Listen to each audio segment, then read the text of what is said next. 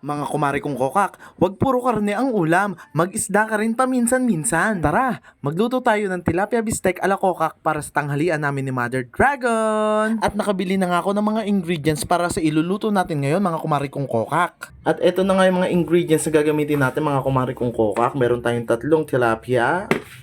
Meron tayong sibuyas na pula, bawang, oyster sauce, tsaka kalamansi.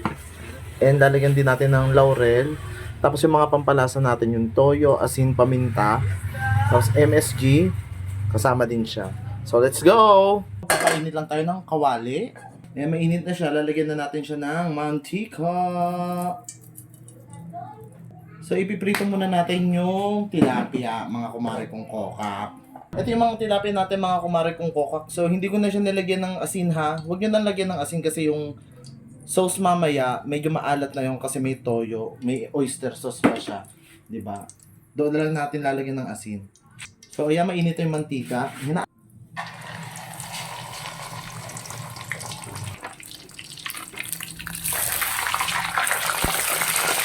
Ayan mga kumari kong kokak, 'di ba? Sinasabi ko na nga ba, dumikit na naman. Perfect talaga ako magprito.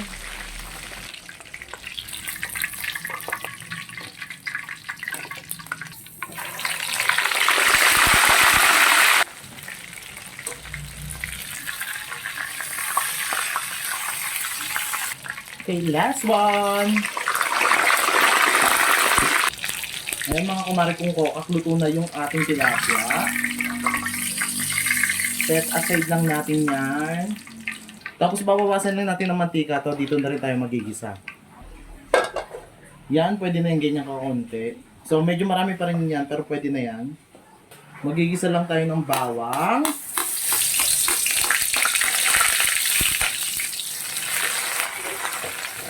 Mas maraming bawang, mas masarap. And yan. Sabi nga ni Hazel Sheffy. And yan. Pag lumabas na yung kaluluwa ng wangba tsaka enyen, lalagyan naman siya ng toyo. Mga 1 cup lang. Yan, pwede na. Tansya-tansya lang yan. Tapos, oyster sauce.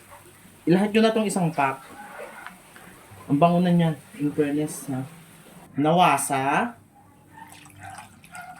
Tansya-tansyahan lang ito mga kumari kong kokak, ha.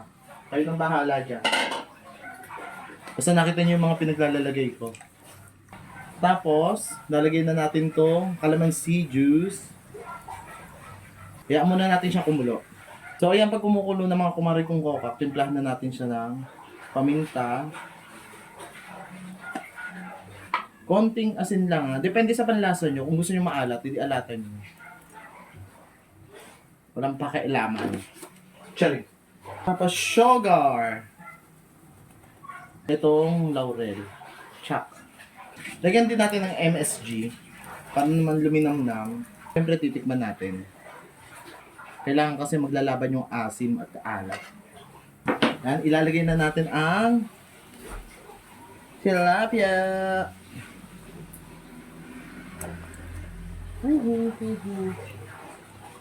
Magkasya ka. Yan. Baliktarin lang natin para malagyan din ng sauce yung kabilang side. Yan.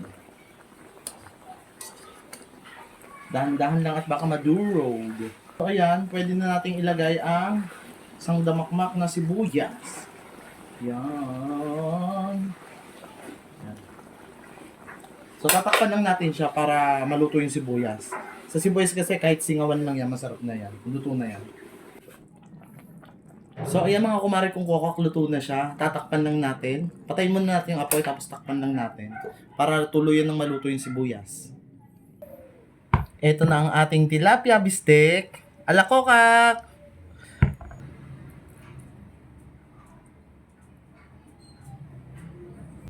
Kain na na! Ang sarap, ang sarap. Tignan nyo naman mga kumari kong kokak. Babu! Thank you for watching! Wow! Oh, bye-bye na kayo! Bye-bye!